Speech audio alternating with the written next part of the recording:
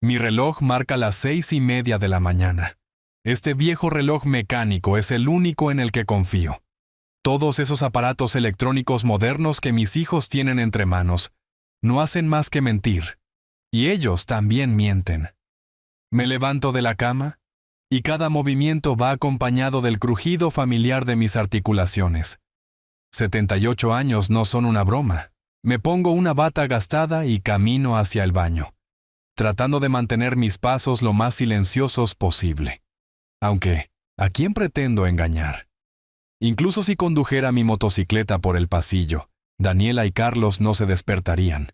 Despertarse antes del mediodía es un crimen contra la humanidad a sus ojos. Me llamo Roberto Vega. He vivido en esta casa en la ciudad durante casi 50 años. Aquí es donde envejecí, donde enterré a mi amada Elena, donde creo que terminaré mis días. Pero a veces pienso que ya estoy muerto. Es solo que nadie se ha molestado en decírmelo. El baño del primer piso es mi territorio. Es el único lugar donde puedo estar en relativa paz sin ser recibido con miradas de desdén. Me afeito con cuidado, como lo he hecho toda mi vida, con una navaja de las antiguas. Carlos siempre se burla, diciendo que es peligroso a mi edad, sugiriendo que compre una eléctrica. Pero sé que no es cuestión de que le importe mi seguridad. Solo necesitan el baño libre. Después de afeitarme, voy a la cocina. Las 7 de la mañana es la hora perfecta, 2 horas más antes de que alguien de mi familia se digne a salir de la cama. Preparo té y me hago unas tostadas y huevos revueltos. Anoche escondí el pan y los huevos detrás de las latas de cereales. De lo contrario, no quedaría ni rastro de ellos por la mañana. Daniela y su esposo, Javier, constantemente se comen todo lo que compro sin siquiera pensar que son mis comestibles, comprados con mi pensión. La cocina es un campo de batalla. Veo montañas de platos sucios que quedaron de la noche anterior. Las botellas de cerveza son de Carlos, mi hijo, taxista y cliente habitual a tiempo parcial en todos los bares de la zona. Los restos de pizza sin comer son de Daniela y Javier, que nunca cocinan, solo piden comida. Manchas de grasa en la mesa, migajas en el suelo, un microondas sucio. Me estremezco de disgusto, pero lo limpio todo en silencio. Siempre lo hago. Desde que tengo uso de razón, siempre he sido una persona ordenada. Mi taller mecánico, donde trabajé durante 43 años, siempre estuvo en perfecto orden. Cada herramienta en su lugar, cada detalle contabilizado. Elena solía bromear diciendo que me lavaba las manos más a menudo que un cirujano. Quizás por eso mis hijos y yo somos tan diferentes. Crecieron descuidados, irresponsables y perezosos, y no puedo evitar preguntarme en qué me equivoqué. Después del desayuno, voy a mi oficina, una pequeña habitación junto al garaje, que reclamé hace años. Aquí guardo mis tesoros, herramientas, piezas para los relojes que reparo por diversión, viejos álbumes de fotos y documentos. Es mi santuario, aunque últimamente incluso este lugar ha dejado de ser seguro. Tan pronto como abro la puerta, noto que algo anda mal. Mis herramientas no están colocadas como las dejé. Siempre coloco los destornilladores por tamaño, del más pequeño al más grande. Ahora están todos revueltos. Alguien ha estado rebuscando aquí mientras yo no estaba. Una irritación sorda surge en mi interior, pero la reprimo. Después de todo, ¿para qué hacer una escena? Son solo destornilladores. Me siento en el banco de trabajo y tomo el reloj de bolsillo que he estado tratando de restaurar durante la última semana. Es una antigüedad que una vez perteneció a mi padre. Él era un ferroviario que pasó su vida revisando este reloj. Este reloj es mi ancla en la realidad. Mientras lo arreglo, existo. Soy necesario. A las 10:30 escucho pasos en la escalera. Es Daniela, mi hija.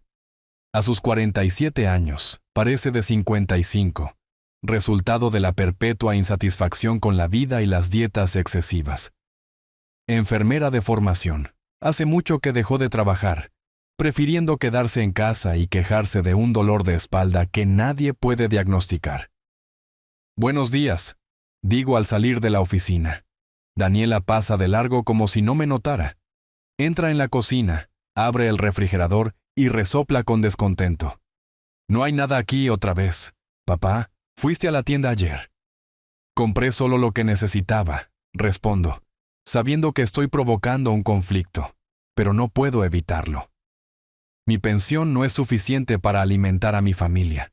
Dios, eres tan tacaño. Ella pone los ojos en blanco.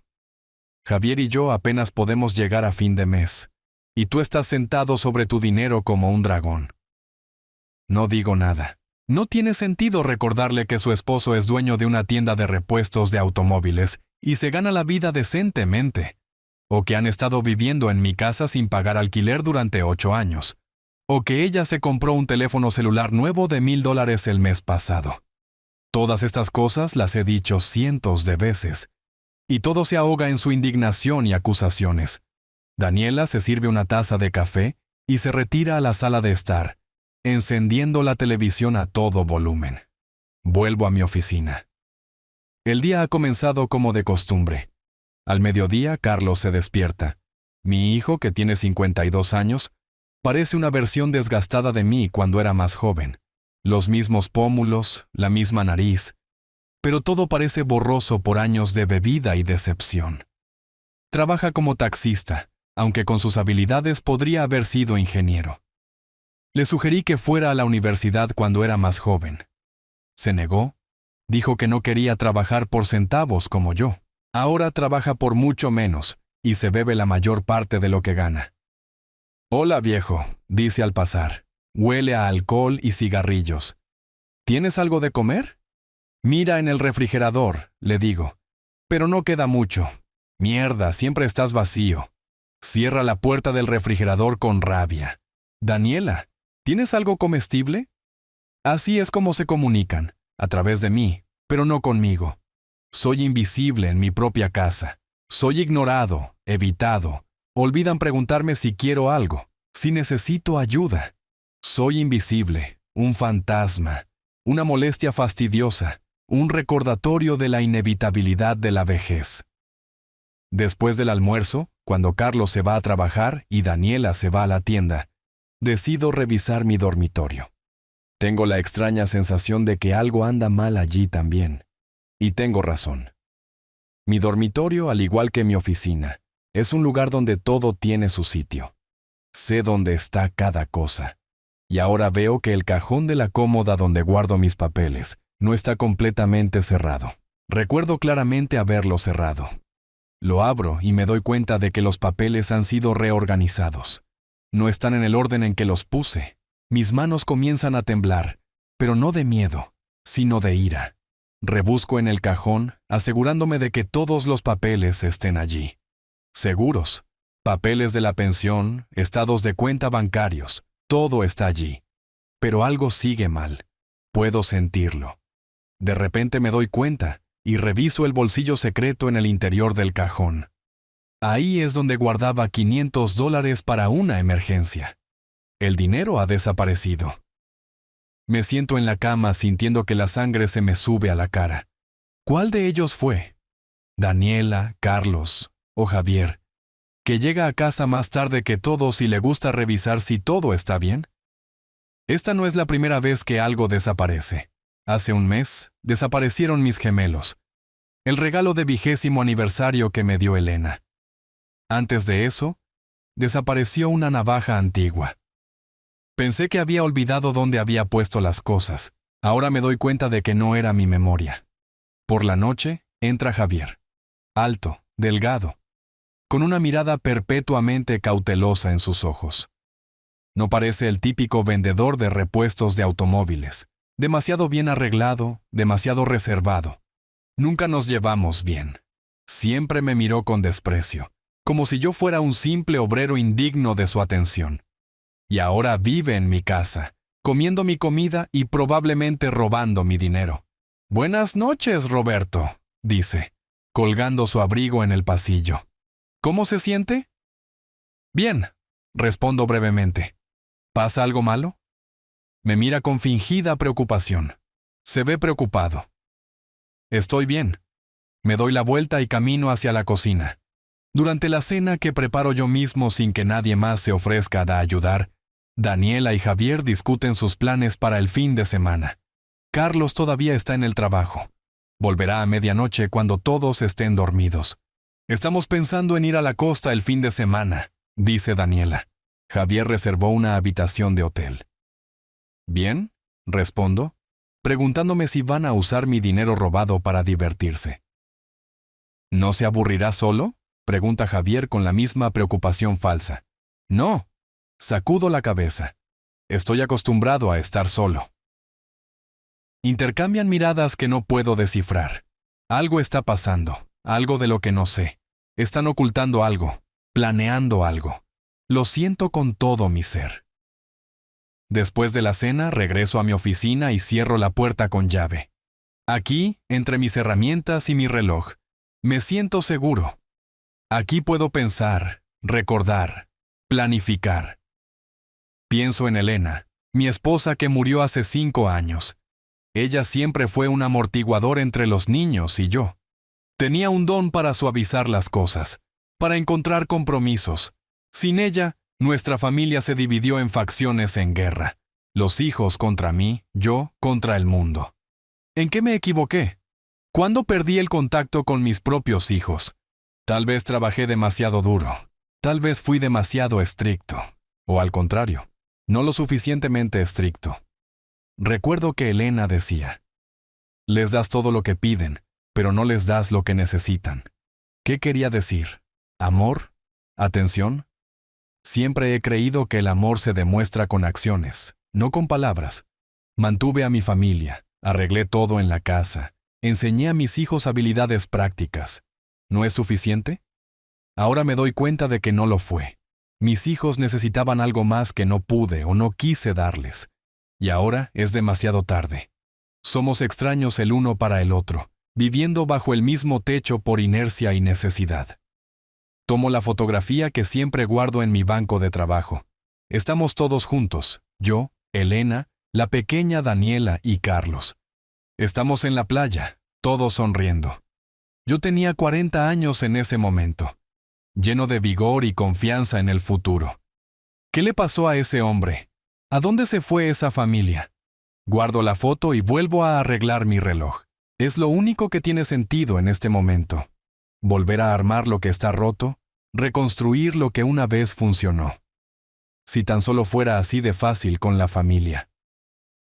Antes de irme a la cama, reviso la cerradura de la puerta de mi oficina. A partir de ahora, la cerraré cada vez que salga. También decido revisar el resto de mis objetos de valor. Mañana iré al banco y alquilaré una caja de seguridad. Ahí es donde guardaré todo lo que es realmente importante para mí. Acostado en la cama, escucho a Carlos regresar. No intenta ser silencioso, haciendo ruido en la cocina, encendiendo la televisión. Nadie lo reprende. Daniela y Javier hace tiempo que se acostumbraron a sus regresos nocturnos. Y yo no existo para ellos. Mi opinión no importa. Mis peticiones son ignoradas. Mi presencia apenas se nota. Soy un hombre invisible en mi propio hogar. Un fantasma que todavía está aquí por alguna razón, aunque debería haberse ido hace mucho tiempo. Pero todavía estoy vivo, y tal vez es hora de recordarles eso a mis hijos. Sábado. Daniela y Javier se fueron a la playa como estaba planeado. Carlos aún no ha regresado de su turno de noche. La casa está inusualmente tranquila y saboreo este momento de paz, mientras me siento en el porche con una taza de té caliente. El aire primaveral está lleno del olor de las lilas que Elena plantó a lo largo de la cerca hace años. Cada año florecen más exuberantemente, como si sacaran fuerza de los recuerdos de su dueña. Hojeo el periódico matutino, uno de los pocos placeres que todavía puedo permitirme. Las noticias de Internet no me atraen. Demasiado ruido, muy pocos hechos. A mis 78 años, prefiero aferrarme a los hábitos que me han formado como persona. De repente, mi mirada se aferra a un artículo en la sección de noticias locales. La ciudad aumenta las tarifas de los servicios públicos. Leo con más atención. Las tarifas de agua y electricidad Han subido un 15% a partir del 1 de abril. Curiosamente, no había notado el aumento en mis últimas facturas. Dejo el periódico a un lado y voy al cajón de archivos donde guardo todas las facturas. La última factura que vi tenía fecha de febrero, pero ya estamos en mayo. ¿Dónde están las facturas de marzo y abril?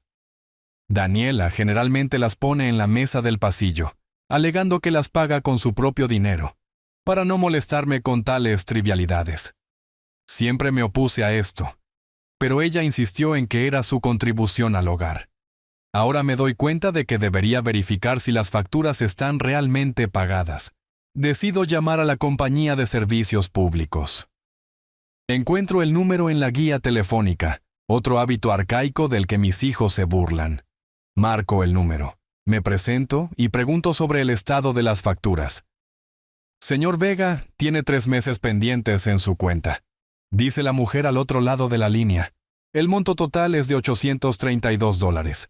Si el pago no se realiza antes del 15 de mayo, nos veremos obligados a desconectar el servicio. Siento que la sangre se me sube a la cara. Daniela me ha estado mintiendo todo este tiempo. Ella no ha pagado las facturas, a pesar de que le he dado dinero para los servicios públicos todos los meses. Lo pagaré esta noche, digo, tratando de mantener la voz tranquila. Al colgar el teléfono, me quedo quieto, digiriendo la información. Daniela me estaba mintiendo. ¿Pero por qué? ¿A dónde fue el dinero que le di para pagar las facturas? ¿Para su viaje a la playa? ¿La ropa nueva de Javier? ¿Para las interminables baratijas con las que llena su habitación? Decido revisar las otras facturas. Llamo a la compañía de gas. La misma historia. 3 meses de retraso. Llamo al proveedor de Internet. 2 meses de retraso. Cada vez prometo pagar la deuda de inmediato. Al mediodía, mi cabeza zumba de ira y frustración. Mis propios hijos me están robando. No solo están tomando mis cosas, están tomando mi dinero, engañándome, usando mi confianza en mi contra. En ese momento, escucho el portazo de la puerta principal. Carlos ha regresado. A juzgar por su andar arrastrando los pies, no está en el mejor estado de salud. Probablemente ha estado bebiendo toda la noche después del trabajo otra vez. Decido no confrontarlo ahora. No me sirve de nada en su condición. En cambio, tomo mi chaqueta y voy al banco para retirar dinero para pagar mis facturas. Otra sorpresa me espera en el banco. Cuando pido mi estado de cuenta de los últimos 6 meses, veo retiros regulares de $500 que no hice. Cada mes, el día antes de que llegara mi pensión, alguien retiraba esa cantidad, y sé exactamente quién. ¿Puede decirme quién estaba haciendo estos retiros? Le pregunto a la gerente. Según nuestros registros, fue usted, señor Vega, usando su tarjeta y su PIN, responde ella, mirándome con una ligera sospecha. Asiento, no queriendo explicar que nunca hice esos retiros, que mi hijo debe haber encontrado mi tarjeta y averiguado el PIN, que él está robando a su propio padre. Después del banco, voy a la oficina de servicios públicos y pago todas las deudas. Luego, pago el gas y el internet. En total, gasto casi $2,000, una parte significativa de mis ahorros, pero no siento alivio. Solo un dolor sordo y ensordecedor en algún lugar de mi pecho. Llego a casa a las 3. Carlos todavía está durmiendo. La casa está en silencio, y decido tomarme un momento para pensar en la situación. Voy a la cocina, me preparo un té y me siento a la mesa. ¿Qué sé con certeza? Mis hijos están robando mi dinero. No pagan los servicios públicos, aunque toman dinero de mí para hacerlo. Revisan mis cosas, tomando lo que les gusta. Me tratan como si fuera invisible, como una molestia con la que tienen que lidiar. ¿Pero por qué? ¿Qué he hecho para merecer esta actitud? Siempre he sido un buen padre, trabajé duro para mantener a mi familia, nunca bebí, nunca puse una mano sobre los niños, nunca engañé a Elena. Los eduqué, les enseñé todo lo que sé, y así es como me pagan. Mis pensamientos son interrumpidos por el sonido de pasos. Carlos entra en la cocina, luciendo magullado y demacrado. «Hola, papá», dice, sirviéndose una taza de café. ¿Por qué estás tan triste? Miro a mi hijo, el hombre que una vez sostuve en mis brazos, al que enseñé a andar en bicicleta, al que consolé después del primer desamor. Ahora me enfrento a un extraño, un ladrón, un alcohólico, y me siento insoportablemente triste. Nada, respondo, solo estoy cansado. ¿De qué tienes que estar cansado? Resopla. Sentado en casa todo el día sin hacer nada. No respondo. No tiene sentido comenzar esta conversación ahora. No estoy listo todavía, no tengo una estrategia. En cambio, decido seguir observando, reunir más información. ¿Daniela y Javier regresan mañana? Pregunto. Sí, esta noche, asiente Carlos. Se lo están pasando genial, a juzgar por las fotos en las redes sociales. Asiento como si supiera lo que son las redes sociales, y voy a mi oficina. Allí, cierro la puerta con llave, y me siento en el banco de trabajo. Trabajar en el reloj siempre me ha ayudado a pensar. Por la noche, cuando Carlos se va a trabajar, decido mirar alrededor de su habitación. Sé que es una invasión de la privacidad, pero después de todo lo que he aprendido, siento que tengo derecho a hacerlo. Además, es mi casa. La habitación de Carlos parece como si hubiera pasado un tornado. La ropa está esparcida por el suelo. Botellas de cerveza vacías bordean las paredes. Platos sucios con comida en la mesa. El olor es tan fuerte que quiero abrir la ventana de inmediato. Miro a mi alrededor, sin saber qué estoy buscando. ¿Prueba de su robo? No la necesito. Ya sé que es culpable. Tal vez solo quiero entender qué está pasando en su vida, qué lo ha llevado a este estado. Noto una pila de sobres en la mesita de noche. Tomo el de arriba. Es un estado de cuenta bancario. No es mi banco, es otro. Lo abro y veo una cantidad impresionante de dinero en la cuenta, más de $30,000. Estoy sorprendido. ¿De dónde saca Carlos esa cantidad de dinero? Apenas llega a fin de mes, siempre pidiéndome un préstamo hasta el día de pago. Reviso el resto de los sobres y encuentro varios estados de cuenta más, todos con cantidades impresionantes. También encuentro recibos de transferencias de dinero a algún lugar en el extranjero, a un paraíso fiscal. No soy un experto financiero, pero incluso yo sé lo que eso significa. ¿Por qué necesitaría Carlos una cuenta en el extranjero? Pongo todos los documentos en su lugar y salgo de la habitación, sintiéndome aún más confundido que antes. ¿Qué está pasando en mi familia? ¿Quiénes son estas personas que viven bajo mi techo? Por la noche, no puedo dormir. Doy vueltas en la cama, repasando en mi cabeza todo lo que he aprendido durante el día. Mis hijos me están robando. Tienen cuentas secretas de las que no sé nada. Me mienten, me ignoran, me usan, y no entiendo por qué. Hacia la mañana, finalmente me quedo dormido, pero mi sueño es inquieto, lleno de pesadillas. Sueño que estoy parado en medio de una casa vacía, llamando a mis hijos, pero nadie responde.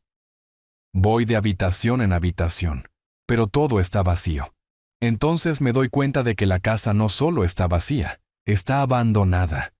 El papel tapiz se está despegando de las paredes, el piso está podrido, el agua gotea del techo, y escucho voces detrás de la pared. Risas. Son mis hijos, riéndose de mí. Me despierto en un sudor frío. Hay luz fuera de la ventana. Es domingo. Daniela y Javier regresan hoy. Debería estar listo para la confrontación, pero aún no sé cómo empezarla. Después del desayuno, decido ir al garaje y rebuscar entre algunas herramientas viejas. Siempre me ha ayudado a calmarme. En el rincón más alejado, detrás del banco de trabajo, noto una caja que no estaba aquí antes. La abro y me congelo de asombro. La caja está llena de mis cosas.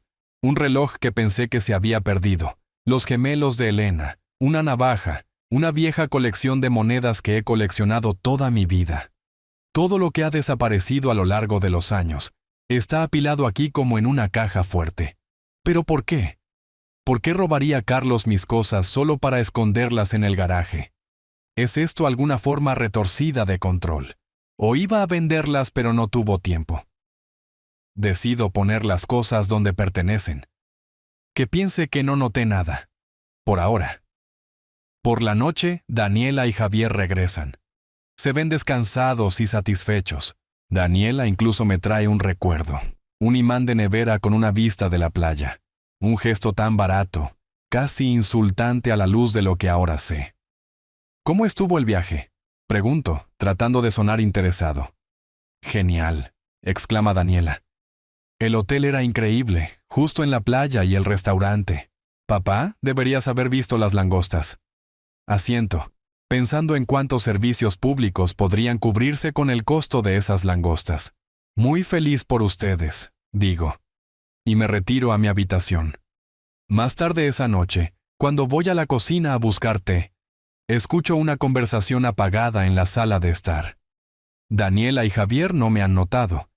Y me detengo en las sombras del pasillo, escuchando. Vamos a tener que decidir algo pronto, dice Javier. Él se está volviendo cada vez más sospechoso.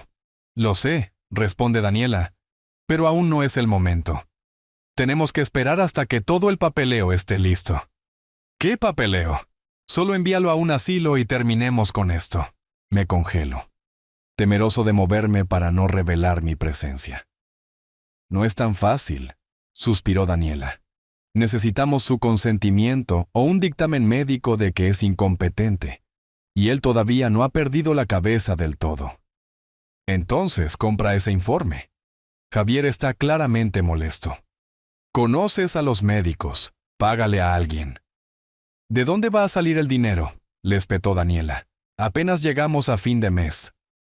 Javier resopla. Oh, vamos, no seas tan pomposa. Tenemos dinero. Tendremos más cuando vendamos esta casa. ¿Vender la casa? ¿Mi casa? Siento que el suelo se desliza bajo mis pies.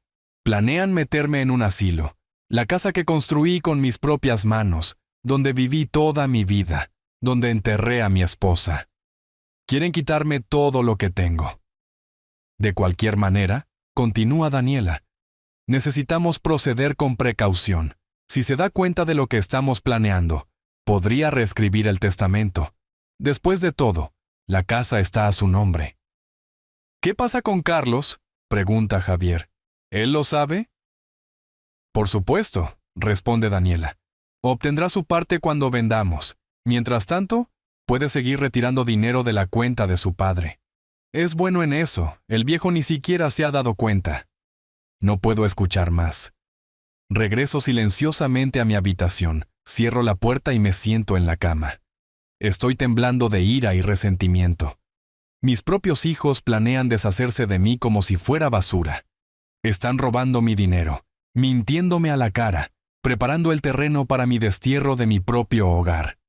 De repente, todas las piezas del rompecabezas se encajan. Carlos roba mi dinero y lo transfiere a cuentas secretas, preparándose para el momento en que vendan la casa. Daniela y Javier no pagan los servicios públicos, acumulando deudas, tal vez esperando que un corte de luz o agua me haga aceptar mudarme a un asilo. Revisaron mis papeles, buscando escrituras de la casa, testamentos, estados de cuenta bancarios. Todo este tiempo. Pensé que me había vuelto invisible para mis hijos. Pero la verdad es mucho más aterradora. Me ven muy bien. Me ven como un obstáculo, como un problema a resolver, un activo que puede convertirse en dinero. Me quedo despierto toda la noche pensando en qué hacer a continuación. Por la mañana, la decisión está tomada. Actuaré. No dejaré que mis hijos me roben mi hogar y mi dignidad. No seré la víctima resignada de su codicia. Lo primero que haré es ir al banco y cerrar mi cuenta. Luego conseguiré un buen abogado. Elena siempre decía, confía pero verifica. He confiado durante demasiado tiempo. Ahora es el momento de verificar.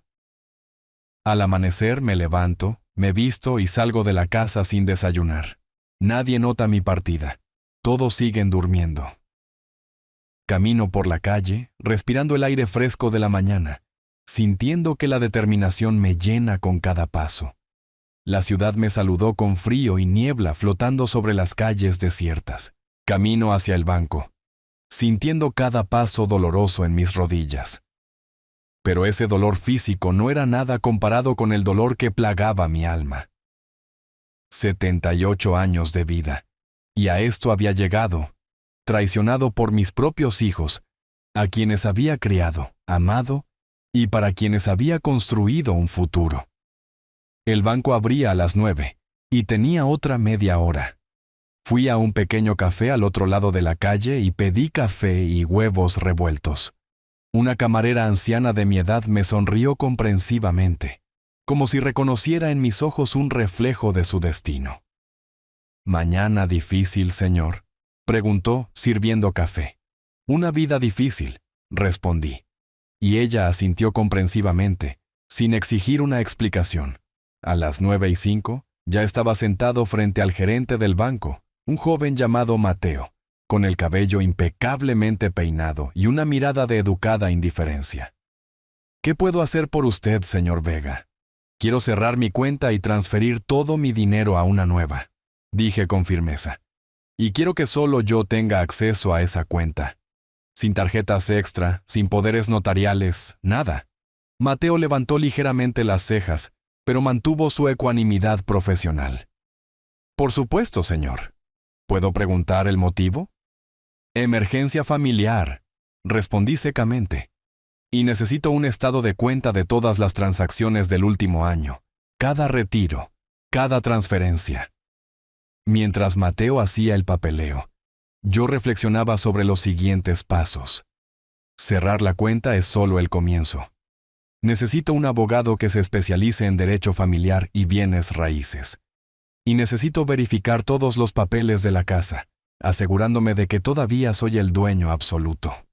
Con una nueva tarjeta bancaria en mi bolsillo y una carpeta gruesa de estados de cuenta bajo el brazo, me dirigí a Vega y Asociados, un bufete de abogados a 3 cuadras del banco. No estaba familiarizado con ellos, pero el letrero parecía sólido, y la ventana enumeraba servicios que incluían bienes raíces y derecho sucesorio. Fui recibido por el propio licenciado Armando Vega, un hombre reservado de unos 60 años, con un ojo perspicaz y una barba gris, cuidadosamente recortada. Le expliqué la situación, sin ocultar detalles ni embellecer los hechos. Escuchó atentamente, tomando notas en su cuaderno, haciendo ocasionalmente preguntas aclaratorias. «Señor Vega», dijo al fin, «su situación, desafortunadamente, no es única. Me he encontrado con casos similares más de una vez. La buena noticia es que la ley está de su lado. La casa le pertenece, y nadie puede obligarlo a irse o a ir a un asilo contra su voluntad». «¿Y la mala noticia?», pregunté. «La mala noticia es que sus hijos probablemente no se detendrán. Si están dispuestos a llegar tan lejos, pueden intentar impugnar su capacidad legal, especialmente si su hija tiene conexiones en círculos médicos». Asentí. Eso era exactamente lo que había temido. «¿Qué sugiere?» «El ataque es la mejor defensa», respondió el licenciado Vega. «Sugiero preparar avisos de desalojo para sus hijos.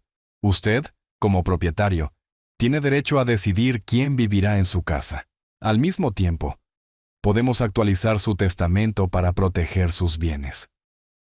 «¿Cuánto tiempo tomará eso?» «Puedo preparar los avisos hoy.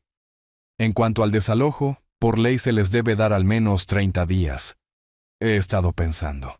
Un mes bajo el mismo techo con personas que planean meterme en un asilo. No iba a ser fácil». «Está bien», dije finalmente. «Empecemos con las notificaciones». El licenciado Vega y yo pasamos las siguientes horas trabajando en el papeleo. Le di toda la información que necesitaba, incluidos los nombres completos de Daniela, Javier y Carlos, sus fechas de nacimiento y cuánto tiempo habían vivido en mi casa. También discutimos la actualización del testamento y decidí excluir a los hijos como herederos. En su lugar, decidí legar la casa a un refugio local para animales sin hogar. Elena siempre había querido ayudar a los perros y gatos abandonados. Cuando salí de la oficina de Vega, eran casi las 3 en el reloj. Sostenía una carpeta con 3 avisos oficiales de desalojo, firmados por un abogado y sellados con el sello de la firma. Me sentía extraño. devastado y, sin embargo, lleno de determinación. De camino a casa, pasé por un lugar más, la oficina de servicios públicos. Allí, no solo confirmé que todas las deudas anteriores estaban saldadas, sino que pagué mis facturas con 3 meses de anticipación. También cambié mi información de contacto para que todas las notificaciones llegaran directamente a mí en lugar de a través de Daniela. Llegué a casa alrededor de las 5 de la tarde. Daniela y Javier estaban viendo la televisión en la sala de estar, y Carlos estaba haciendo algo en la cocina por los sonidos que se escuchaban. Nadie preguntó siquiera dónde había estado todo el día. «Buenas noches», dije, entrando en la sala de estar. Mi voz sonaba más segura de lo que me sentía. «Necesito hablar con ustedes, con todos ustedes». Daniela se apartó de la pantalla de mala gana. «¿Sobre qué, papá? De hecho, estamos viendo una película». «Es importante», insistí. «Carlos», llamé a mi hijo. «Ven aquí, por favor». Algo en mi tono los puso alerta. Javier apagó la televisión y Carlos salió de la cocina limpiándose las manos en sus jeans. «¿Qué pasa?», preguntó, hundiéndose en una silla. Permanecí de pie, mirándolos desde arriba. Me daba una pequeña pero psicológica ventaja. «Pagué todas las facturas de servicios públicos ayer», comencé. «Todos los atrasos de los últimos 3 meses». Daniela se tensó visiblemente, pero rápidamente se recompuso. «¿De qué estás hablando, papá? Te dije que las estaba pagando». «Mentiste», respondí con calma. «Las facturas no se habían pagado desde febrero. Nos amenazaron con la desconexión de todos los servicios en una semana». «Debe haber algún error», intervino Javier. «Daniela siempre paga a tiempo». «No hay ningún error», negué con la cabeza. Hablé personalmente con representantes de todos los servicios, y eso no es lo único que descubrí. Me volví hacia Carlos. «Retiraste $500 de mi cuenta todos los meses, antes de que llegara la pensión, y no lo niegues. Tengo todos los estados de cuenta». Carlos palideció, pero inmediatamente pasó a la ofensiva. «Tú me diste la tarjeta. Dijiste que podía tomar dinero cuando lo necesitara». «Nunca dije tal cosa», repliqué. «Y ambos lo sabemos». Hubo una larga pausa. Los vi intercambiar miradas, decidiendo en silencio cómo proceder.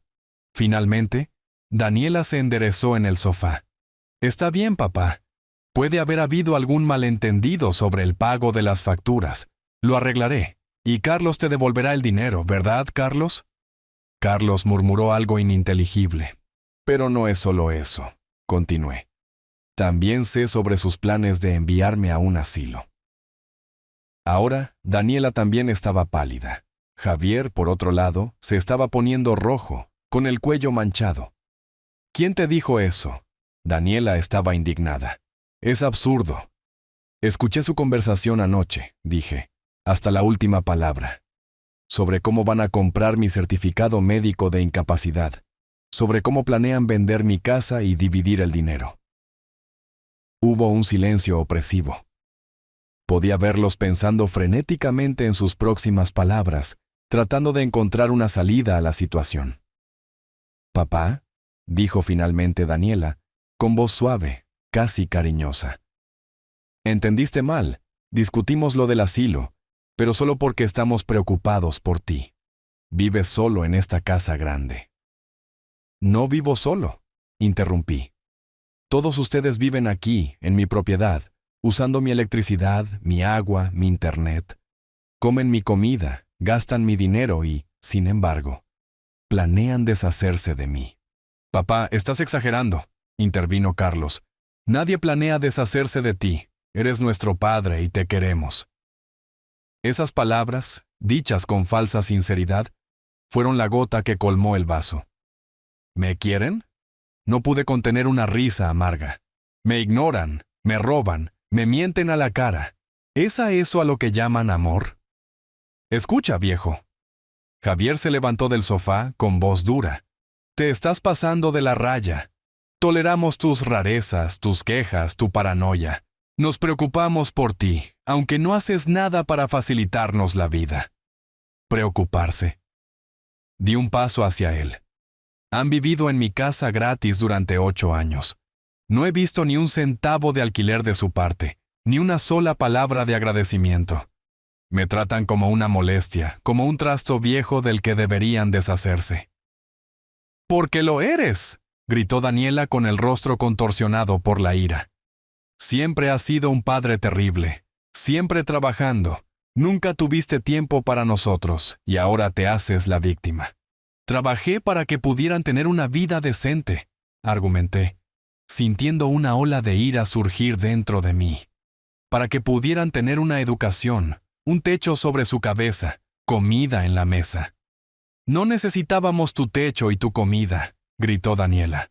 «Necesitábamos un padre, alguien que escuchara, que apoyara, que entendiera, y tú siempre fuiste frío, distante, ocupado con tus malditas máquinas y herramientas». «Basta, Daniela». Javier trató de calmarla, pero ella no pudo detenerse. «No, que lo sepa. Que sepa lo que fue crecer con un padre que pensaba que su única responsabilidad era traer dinero a casa, que no venía a los conciertos escolares, no recordaba los cumpleaños, no le interesaban nuestros problemas». Me quedé atónito por sus palabras. ¿Era realmente así como me veían? ¿Frío, distante, incapaz de amar? Recordé todas esas noches en las que llegaba tarde del trabajo, cansado, y no tenía energía para nada más que comer y caer en la cama. Todos esos fines de semana pasados en el garaje arreglando los autos de los vecinos para ganar dinero extra en lugar de estar con los niños. ¿Pero no hice todo eso por ellos?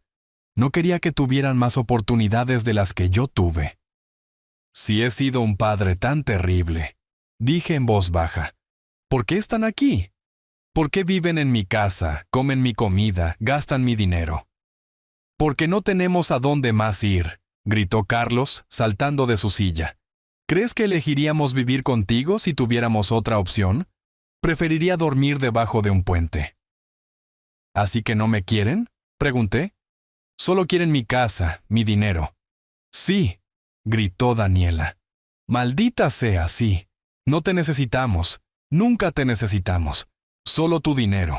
Solo este techo sobre tu cabeza». «Gracias por su honestidad», dije, tratando de evitar que me temblara la voz. «En ese caso, aquí tienen». Saqué 3 sobres de mi bolsillo y los puse en la mesa de centro. «¿Qué son estos?», preguntó Javier con recelo.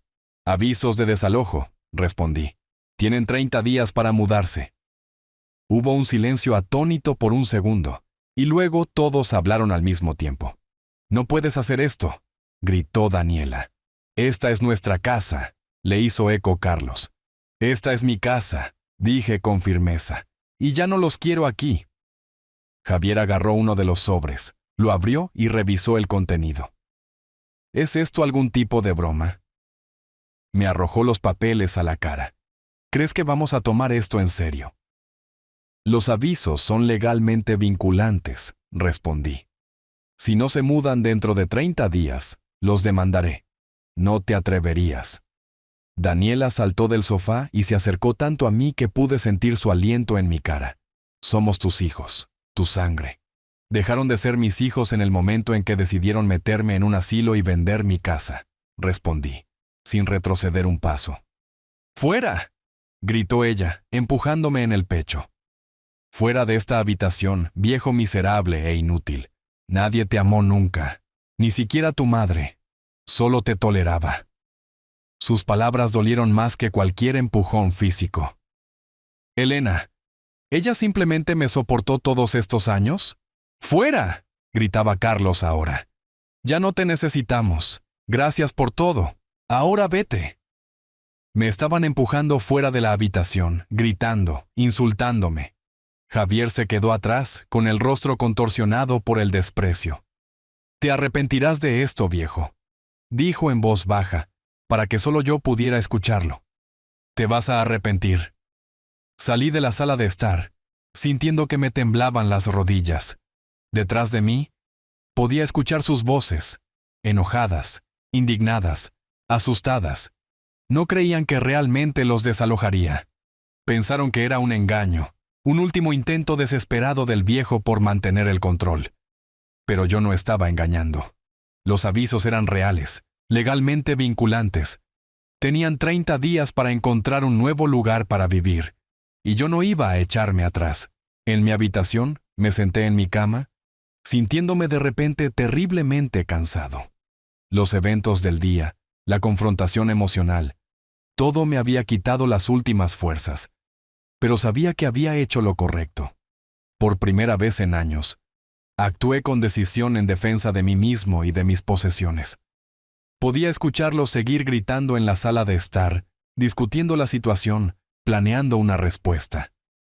Probablemente ya estaban llamando a abogados, buscando lagunas en la ley, tratando de encontrar una manera de quedarse en la casa, o peor aún, hacer que me declararan incompetente. Pero yo tenía la ventaja del factor sorpresa. No esperaban que yo supiera sus planes. No esperaban que el viejo tranquilo y resignado de repente contraatacara. Y ciertamente no esperaban que tomara medidas legales para desalojarlos. Saqué la tarjeta de presentación del licenciado Vega de mi bolsillo y la puse en la mesita de noche. Iré a verlo de nuevo mañana para discutir los próximos pasos. Tengo que estar preparado para que los chicos no se rindan sin pelear. El sonido de un vidrio rompiéndose provino de la sala de estar, seguido de más gritos. Estaban perdiendo el control, y esa era una buena señal. En la ira, las personas cometen errores, dicen y hacen cosas de las que se arrepienten. Y yo necesitaba sus errores, sus acciones imprudentes que solo fortalecerían mi posición. Me acosté en la cama sin desvestirme, y cerré los ojos. Por primera vez en mucho tiempo, sentí algo parecido a la satisfacción. Finalmente, estaba tomando el control de mi vida, aunque fuera doloroso, aunque significara una ruptura final con mis hijos. Era mi elección, mi decisión. La última factura había sido pagada. Ahora, comenzaba una nueva etapa de mi vida, una vida sin miedo constante, sin humillación, sin la paciencia silenciosa ante la traición de las personas más cercanas. Comenzó a llover afuera. Sus gotas tamborileaban en el techo como un recordatorio rítmico de que la vida continúa, pase lo que pase. Y mi vida continuaría también, aunque solitaria, aunque llena de la amargura de la traición. Pero sería mi vida, y la viviría bajo mis propias reglas. Llamaron a la puerta, bruscamente, agresivamente. No respondí. Podían gritar, amenazar, suplicar, pero no iba a escuchar más de sus mentiras. Los avisos de desalojo estaban en la mesa de la sala de estar, y ninguna palabra podía cambiar ese hecho. Me desperté antes del amanecer, cuando los primeros rayos de sol apenas comenzaban a asomarse a través de las rendijas de las persianas. La noche fue inquieta. Me despertaba con el menor ruido, temiendo que los niños pudieran hacer algo en mi contra. Sin embargo, después de la medianoche, la casa estaba tranquila. Probablemente se habían retirado a sus habitaciones para pensar en lo que había sucedido y planificar qué hacer a continuación. Con cuidado, tratando de no hacer crujir las tablas del piso, me levanté de la cama y fui a la ventana. Afuera, la ciudad se despertaba lentamente. Escasos autos pasaban, madrugadores apresurándose al trabajo, un repartidor de periódicos en bicicleta lanzando paquetes en el porche delantero de cada casa. Una mañana ordinaria en los suburbios. ¿Quién hubiera pensado que detrás de la fachada de esta ordenada casa de 2 pisos se desarrollaba tal drama? Me lavé y me afeité rápidamente y me puse mi mejor traje, uno azul oscuro, un poco desgastado en los codos, pero aún decente. Lo había usado en el funeral de Elena y solo lo había sacado del armario unas pocas veces desde entonces. Hoy era un día especial. El día en que finalmente cerraría esta dolorosa fase de mi vida. A las 7:30, salí de casa sin desayunar. No tenía apetito, y la cocina parecía una zona de guerra que era mejor dejar en paz. De camino a la parada del autobús, llamé al licenciado Vega desde un teléfono público, otro hábito anticuado mío, no confiar en los teléfonos celulares. Licenciado Vega, buenos días. Soy Roberto Vega. Buenos días, señor Vega. Llega temprano hoy. Ayer entregué los avisos de desalojo como planeamos, dije, bajando la voz aunque no había nadie alrededor. La reacción fue violenta. No lo dudaba, respondió Vega. ¿Está usted bien? ¿No lo amenazaron? Verbalmente sí, físicamente no, pero no me siento seguro en mi propia casa. Entiendo eso. Bueno, podemos acelerar el proceso legal y si lo desea, podría acompañarlo a casa esta noche. Mi presencia podría, enfriar los ánimos de sus hijos. Me sentí aliviado. La idea de volver a casa con un abogado parecía muy atractiva. Se lo agradecería, licenciado. Y hay algo más de lo que me gustaría hablar con usted, en persona. Claro. ¿Cuándo puede venir a la oficina? En 1 hora, si le parece bien. ¿Está bien? Lo estaré esperando. Colgué el teléfono y me dirigí a la parada del autobús. El autobús llegó justo a tiempo. Y en 20 minutos ya estaba entrando en la oficina de Vega y Asociados. El licenciado Vega me saludó con la misma afabilidad reservada de ayer. Me condujo a su oficina, me ofreció café, que acepté con gratitud. El frío de la mañana todavía estaba allí, aunque la habitación estaba cálida. Entonces, señor Vega, comenzó el abogado mientras nos acomodábamos en nuestras sillas, mencionó que quería discutir algo más. Respiré hondo. Lo que estaba a punto de hacer era un paso drástico, pero no veía otra salida. Quiero vender la casa, dije. Vega levantó una ceja ligeramente, la única señal de sorpresa que se permitió. ¿Está seguro? Por lo que entendí de nuestra conversación de ayer, esta casa significa mucho para usted. Lo significaba, lo corregí. Ahora no está llena más que de recuerdos amargos. No puedo quedarme allí. Cada rincón me recordará la traición. Vega asintió. Entiendo. Bueno, vender es su derecho. ¿Tiene un comprador en mente? No, pero me gustaría vender la casa lo antes posible. Y hay otra condición. Quiero conservar el derecho a vivir en ella de por vida. Eso dificultará la venta, dijo Vega. No muchos compradores aceptarán tales condiciones. Entiendo, pero no estoy listo para mudarme de inmediato. Necesito tiempo para encontrar un lugar adecuado para vivir. Vega pensó por un momento.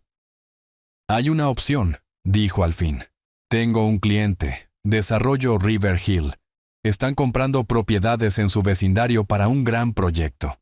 Podrían estar interesados en su casa, incluso si es de por vida. El terreno es más importante para ellos que la casa. Suena razonable, asentí. ¿Qué necesito para iniciar el proceso? Puedo llamarlos ahora mismo, sugirió Vega. Si están interesados, podemos programar una reunión para hoy. Cuanto antes mejor, estuve de acuerdo. Vega marcó el número y describió brevemente la situación a su contacto en River Hill. A juzgar por sus comentarios, el interés fue inmediato. Pueden enviar a un representante a las 2, dijo Vega al colgar el teléfono.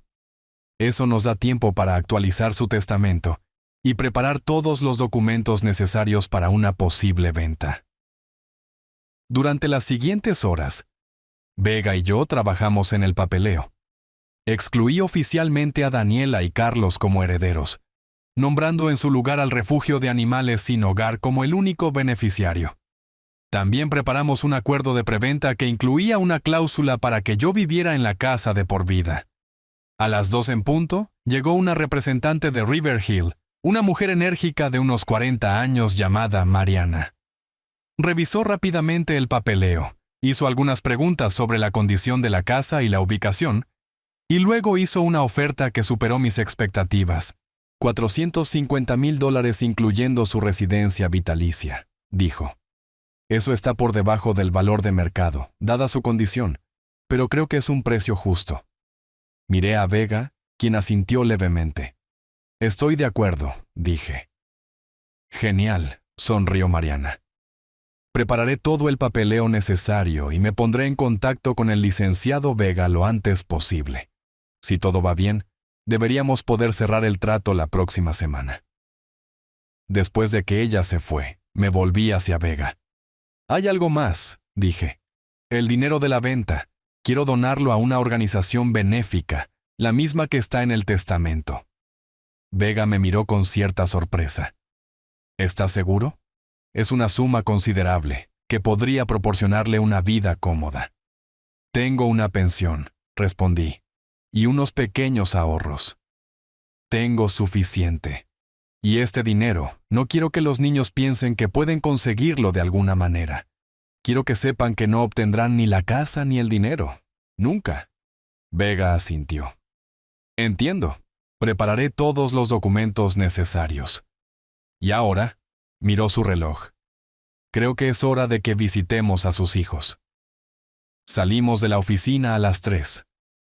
Vega conducía su auto negro con confianza, pero sin prisas. No hablamos mucho en el camino.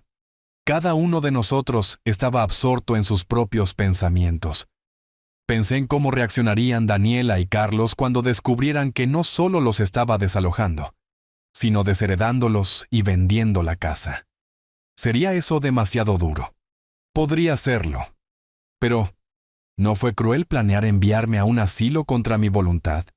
¿No fue cruel robar mi dinero, mentirme a la cara, ignorarme en mi propio hogar? Cuando nos detuvimos frente a la casa, noté que el auto de Javier estaba estacionado en la entrada, así que no está en el trabajo. Probablemente estén todos reunidos para discutir cómo contrarrestar mis acciones. ¿Listo?, preguntó Vega apagando el motor. Asentí, sintiendo mi corazón latir con fuerza en mi pecho. ¿Estaba listo? No, pero no había retirada. Caminamos hacia el porche y saqué mis llaves.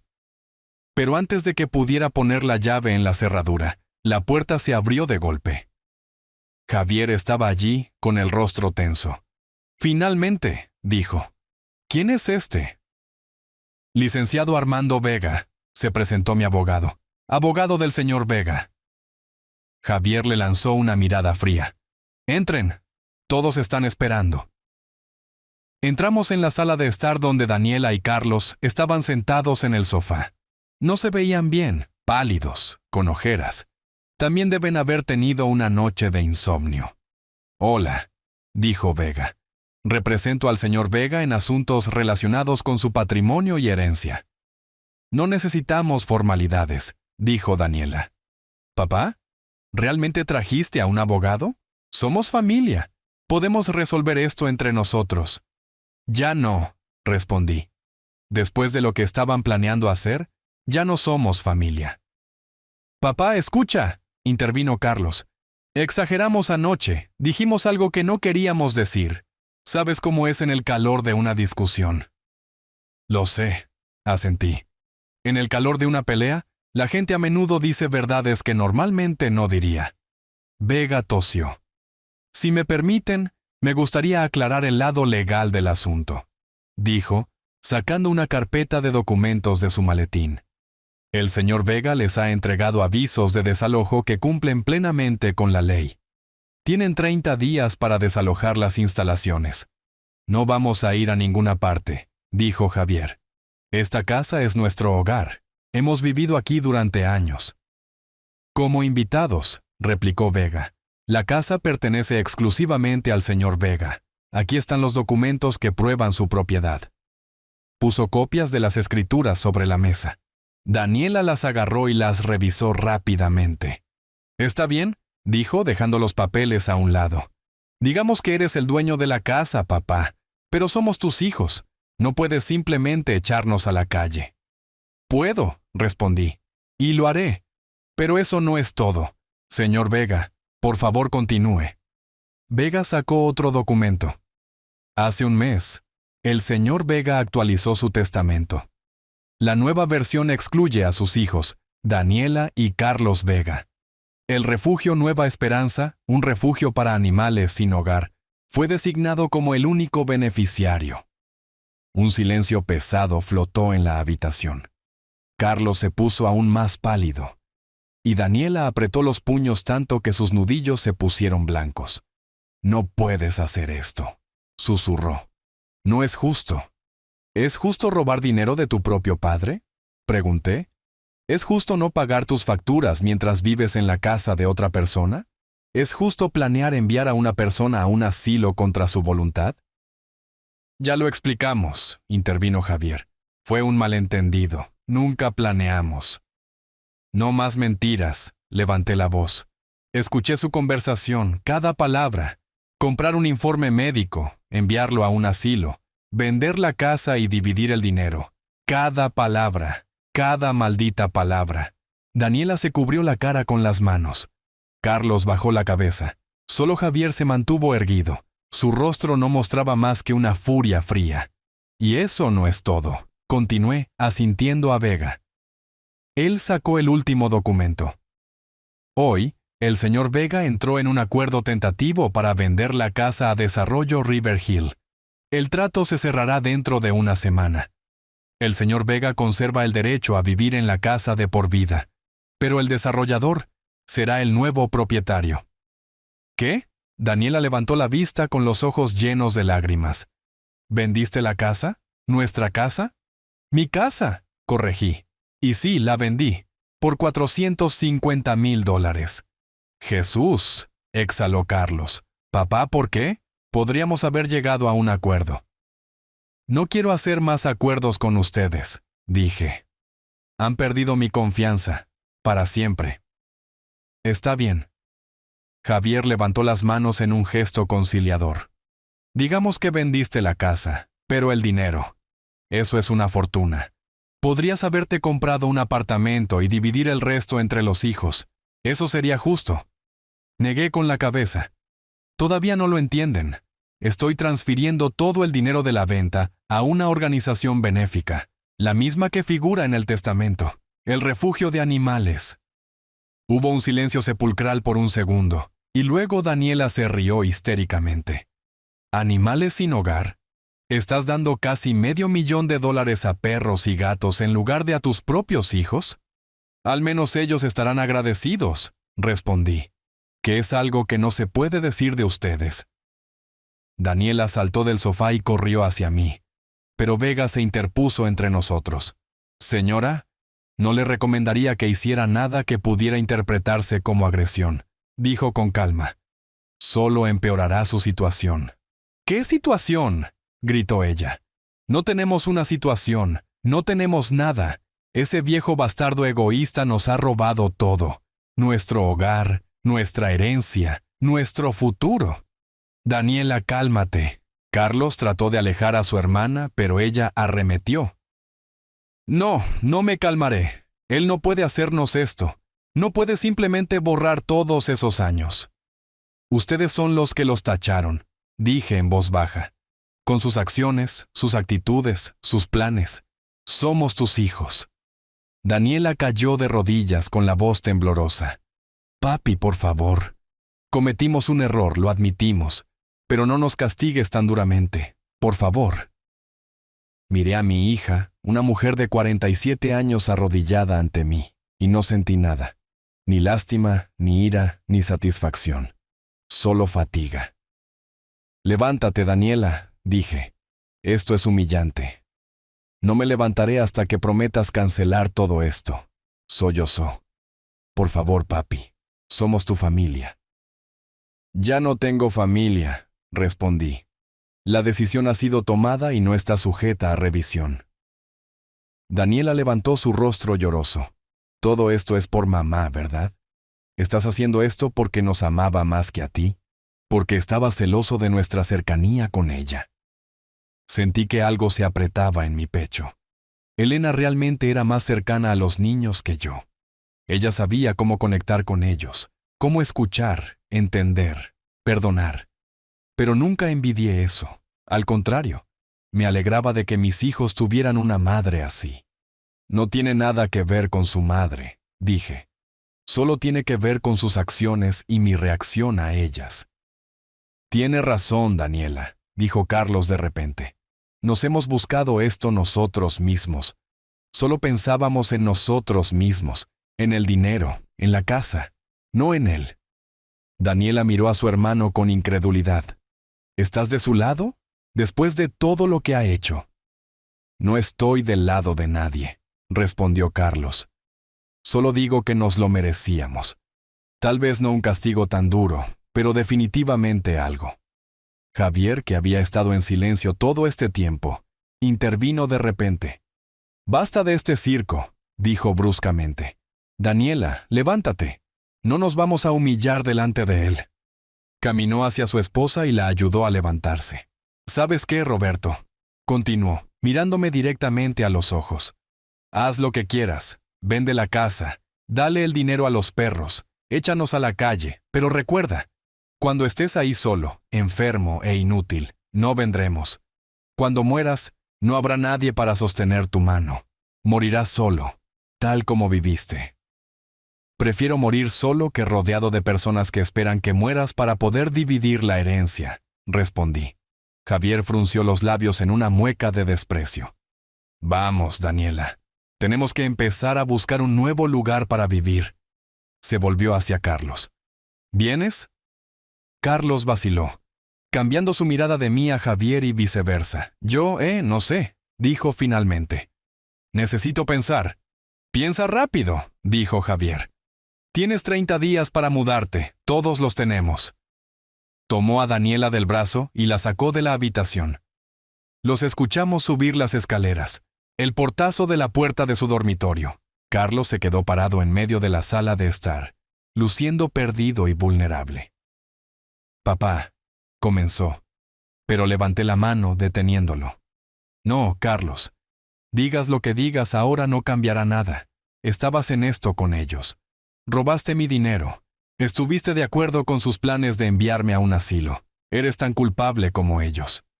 Carlos bajó la cabeza. Lo sé. Y no me estoy disculpando. Es solo que quiero que sepas que lo siento. No por haber sido descubierto, sino por lo que hicimos. Él también salió de la habitación, y Vega y yo nos quedamos solos. Bueno, dijo Vega reuniendo los documentos de nuevo en su maletín, salió tan bien como esperaba. ¿Te encuentras a menudo con situaciones como esta?, pregunté. Más a menudo de lo que me gustaría, respondió. Los conflictos familiares por herencia son los más dolorosos. Pero usted se manejó con dignidad, señor Vega, y si puedo ofrecer una opinión personal, hizo lo correcto. Asentí, no seguro de estar de acuerdo con él. ¿Había hecho lo correcto? ¿O simplemente fui vengativo? Había sido demasiado cruel con mis propios hijos, fueran lo que fueran. Pero luego recordé sus planes, sus mentiras, su negligencia, sus años de usarme, y las dudas retrocedieron. No. No había sido demasiado cruel. Había sido justo. Les había dado lo que se merecían. ¿Y ahora qué?, le pregunté a Vega. Ahora esperamos, respondió. Esperamos a que River Hill tenga listo el papeleo para la venta. Esperamos a que sus hijos encuentren un nuevo lugar y se muden. Esperamos a que las cosas se calmen. Asentí, esperando. Sabía cómo hacer eso. Había esperado toda mi vida, por tiempos mejores, por el reconocimiento de mis hijos, por la paz en mi vejez. Ahora esperaría un nuevo comienzo, una vida sin traición, sin decepción, sin la amargura de esperanzas incumplidas. Vega se fue alrededor de las 6 de la tarde, prometiendo contactarme tan pronto como los documentos para la venta de la casa estuvieran listos. Me quedé solo en la sala de estar, escuchando los sonidos en la casa. Las voces apagadas de Daniela y Javier venían de arriba, aparentemente discutiendo sobre algo. Ni un sonido salía de la habitación de Carlos. Me senté en mi sillón favorito, mirando las paredes familiares, las fotos en la repisa de la chimenea, la alfombra gastada que Elena había elegido, y pensé en lo pronto que todo sería mío. La casa que tanto amaba sería tomada por los desarrolladores. Tal vez la derriben y construyan algo nuevo y moderno en su lugar. Un pedazo de historia desaparecerá, un pedazo de mi vida. Pero tal vez sea así como debe ser. Tal vez sea hora de dejar ir el pasado, con todas sus alegrías y tristezas, para comenzar un nuevo capítulo, aunque sea corto. Me levanté de mi sillón y fui a la cocina. Por primera vez en mucho tiempo, tenía ganas de comer. Por primera vez en mucho tiempo, me sentí libre. Los 30 días pasaron en un abrir y cerrar de ojos. Fueron días extraños, llenos de silencios pesados, rodeos en los pasillos, encuentros ocasionales en la cocina, acompañados de miradas tensas y asentimientos reservados. Mis hijos y yo vivíamos en la misma casa, pero era como si estuviéramos en mundos paralelos, cruzándonos solo por necesidad. Daniela y Javier fueron los primeros en encontrar un nuevo lugar para vivir, un pequeño apartamento en el lado este de la ciudad. Se mudaron el día 25 sin despedirse. Supe que se iban solo por el sonido de la puerta principal cerrándose y el retumbar del motor de su auto llevándose la última de las cajas de pertenencias. Carlos aguantó hasta el final. Varias veces intentó hablar conmigo, iniciar algún tipo de conversación, no sobre el perdón, ¿no? Él sabía que eso era imposible, sino simplemente sobre algo, sobre el clima, sobre las noticias, sobre alguna trivialidad. Respondí brevemente, comedido, sin mantener la conversación. No tenía nada más que decirle. El día 29 vino a mí por última vez. «¿Me voy mañana?», dijo, parado en la puerta de mi oficina. Encontré una habitación en casa de un amigo. Asentí, manteniendo mis ojos en el reloj que estaba arreglando. «¿Bien?». «¿Papá?». Hizo una pausa, eligiendo sus palabras. «Sé que no nos perdonarás, y probablemente tengas razón, pero quiero que sepas que realmente lo siento. No por haber sido atrapado, sino por lo que hicimos». Levanté la vista y miré a mi hijo. A los 52 años parecía envejecido, golpeado por la vida. Profundas arrugas surcaban su rostro, y el gris plateaba su cabello. Una vez había sido un niño guapo con ojos brillantes y una sonrisa abierta. Una vez tuvo un futuro.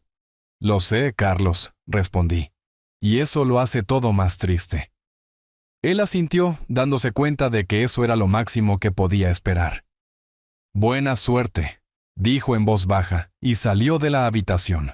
Al día siguiente, cuando expiró el aviso de desalojo, me senté en la terraza y vi a Carlos cargar sus pocas pertenencias en el sedán destartalado. Lo hizo lentamente, como si estuviera retrasando el momento de despedirse de la casa en la que había crecido. Cuando la última caja estuvo guardada en el maletero, se volvió y me miró. Le asentí, no para disculparme, sino para despedirme. Él asintió también, se subió a su auto y se alejó. Así que me quedé solo en la casa grande y vacía. Los primeros días de estar solo fueron extraños. Estaba acostumbrado a la presencia constante de otras personas, a los sonidos de sus pasos, voces, música, el ruido de la televisión. Ahora la casa estaba inmersa en el silencio, roto solo por el tic-tac del reloj y el crujido de las tablas del piso bajo mis pies. Deambulé por las habitaciones que solían estar ocupadas por los niños y tuve sentimientos encontrados. Por un lado, sentía amargura por el hecho de que todo hubiera terminado tan tristemente, que las personas que amaba fueran capaces de traicionar. Por otro, alivio, incluso una especie de liberación. No más fingir que todo estaba bien, no más tener que soportar la negligencia y las mentiras. Finalmente podía vivir la vida que quería vivir.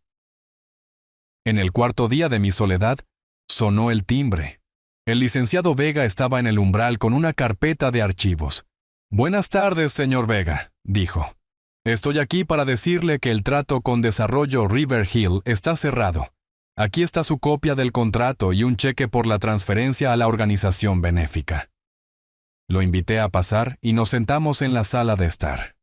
Vega explicó los detalles del trato.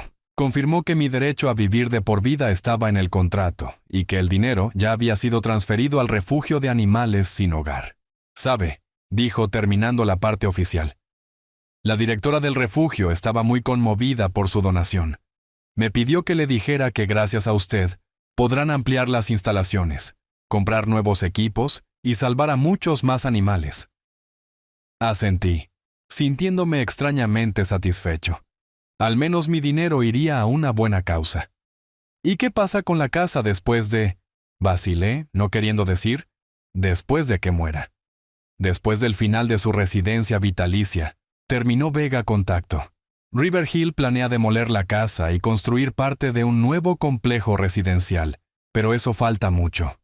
Mientras tanto, la casa es toda suya. Cuando Vega se fue, me senté mirando los documentos firmados durante mucho tiempo. Se había acabado.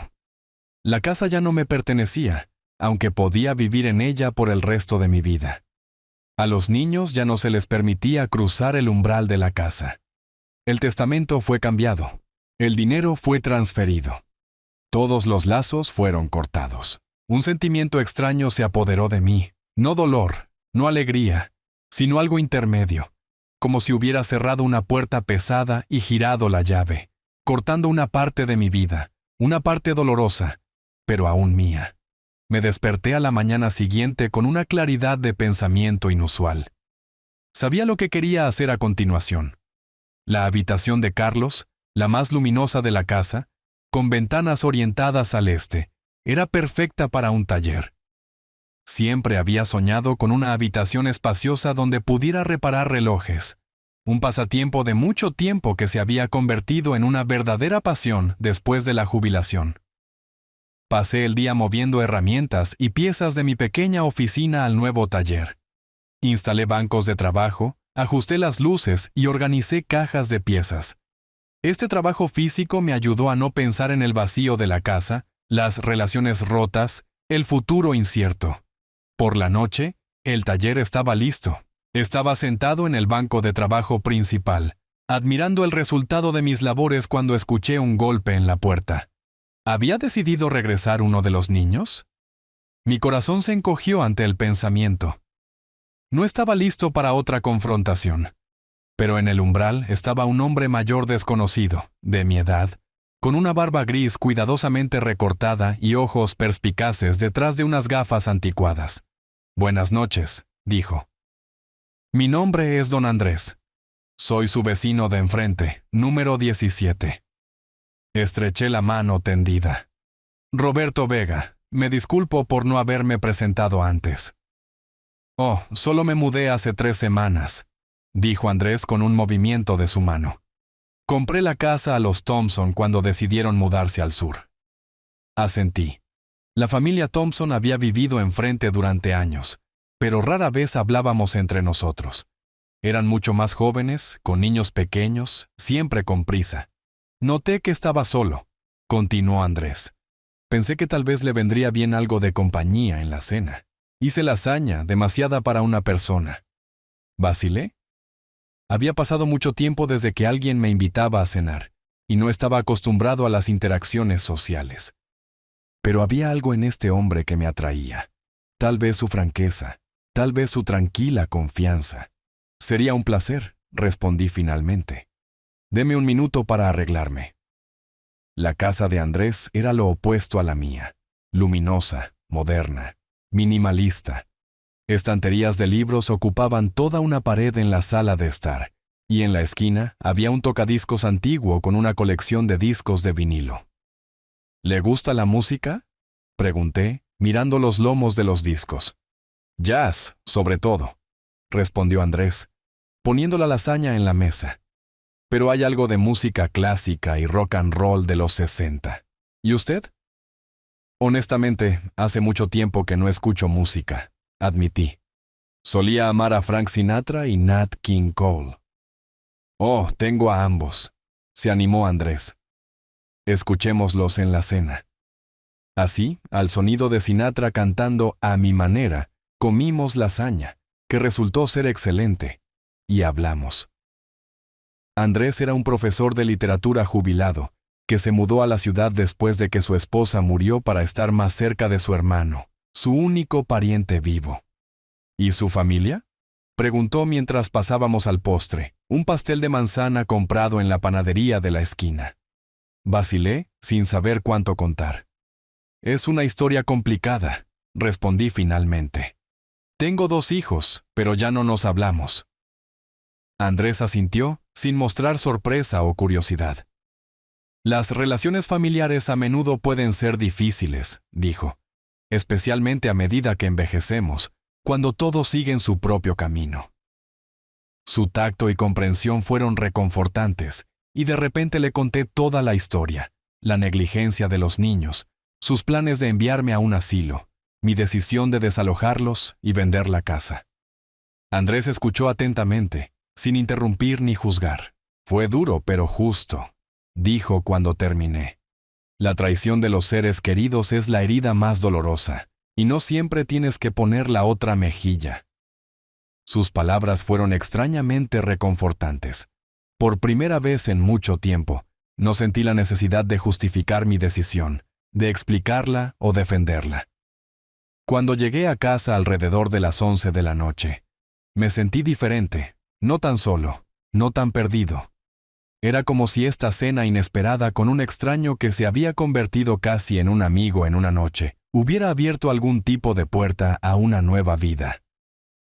Al día siguiente, comencé a trabajar en mi nuevo taller.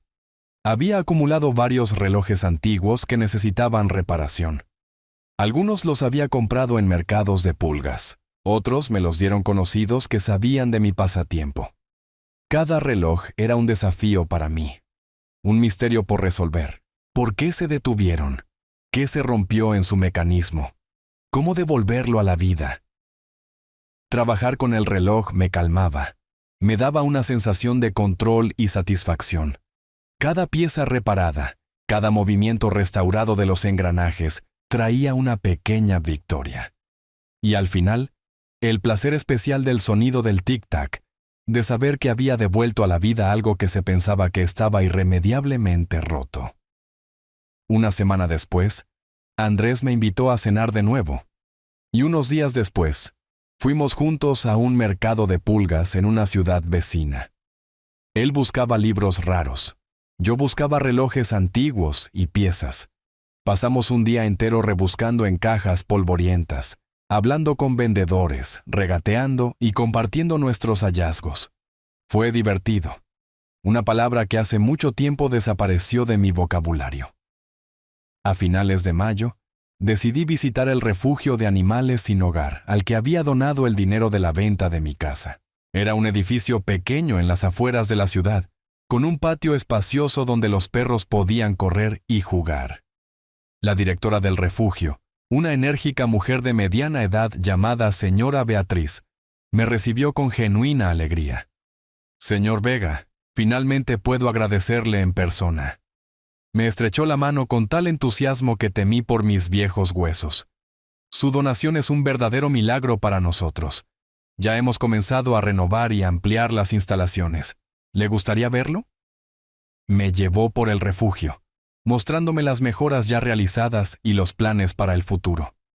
Docenas de perros y gatos, desde cachorros diminutos hasta perros viejos y canosos, vivían en recintos y jaulas. Todos nos miraban con ojos esperanzados, moviendo la cola, maullando, tratando de llamar nuestra atención. ¿Todos estos esperan nuevos dueños?, pregunté, deteniéndome en un recinto con un perro mestizo anciano cuya cara era medio gris. La mayoría sí, respondió Beatriz, pero algunos, especialmente los viejos o aquellos con problemas de salud, rara vez son llevados. Por lo general, se quedan con nosotros hasta el final. Miré al perro viejo y él me miró a mí. Había una sabiduría y paciencia en sus ojos, que solo viene con la edad y la experiencia. Me recordaba a mí mismo. ¿Y este?, pregunté, asintiendo hacia el perro. ¿Alguien lo quiere? Beatriz negó con la cabeza. Ese es Bruno. Tiene unos 12 años, lo cual es viejo para un perro de su tamaño. Tiene artritis y problemas cardíacos. Esos rara vez encuentran un nuevo hogar. Me pregunté. Mi casa estaba vacía y tranquila ahora. Demasiado vacía y demasiado tranquila. Podría llevarlo, dije, sorprendido por mis propias palabras. Beatriz me miró con duda. ¿Estás seguro? Requiere cuidados especiales, visitas regulares al veterinario, una dieta especial.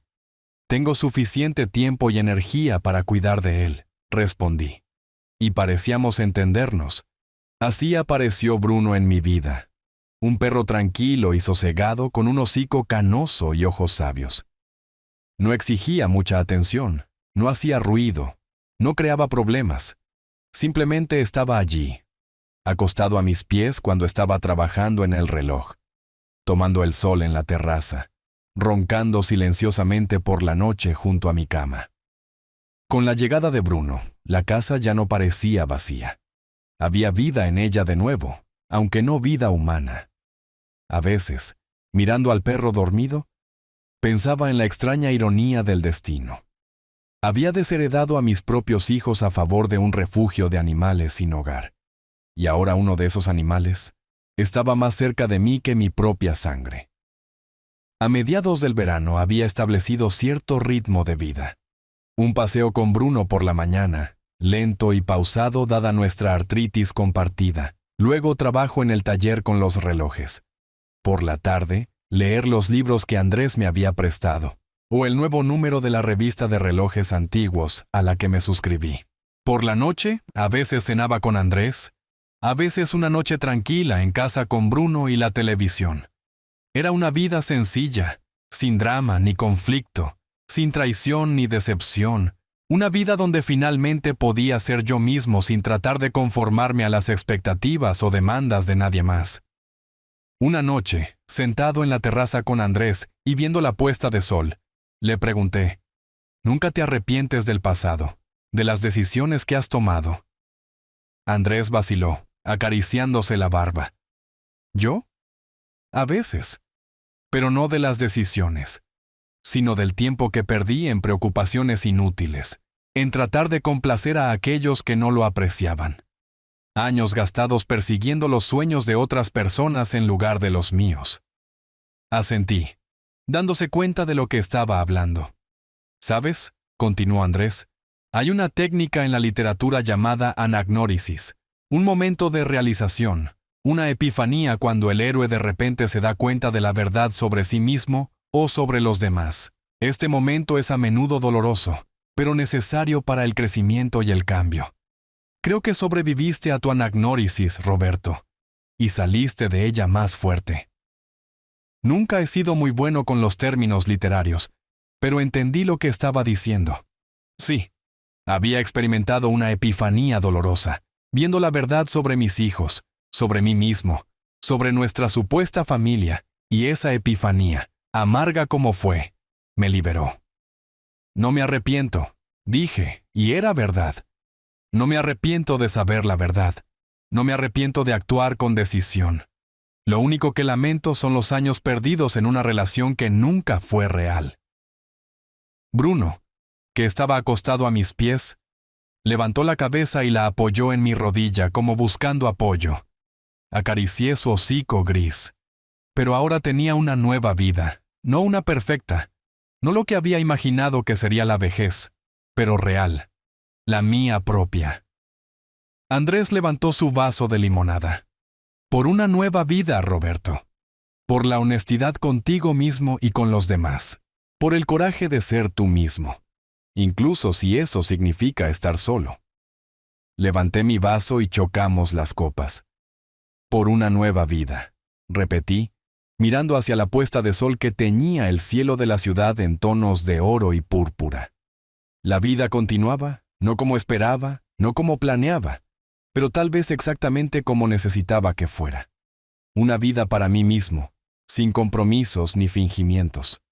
Una vida con Bruno, con mi nuevo amigo Andrés, con mis relojes y mis libros. Una vida en la que finalmente no era un fantasma en mi propia casa, sino un ser humano pleno merecedor de respeto y paz. Y si a veces, en las horas tranquilas de la noche, me sentía triste por lo que podría haber sido si los niños y yo hubiéramos sido una familia real, simplemente acariciaba el pelaje cálido de Bruno y me recordaba a mí mismo. El pasado es el pasado. Ahora tengo el presente y tal vez unos años más de futuro, y los viviré a mi manera, no para hijos ingratos, sino para mí mismo.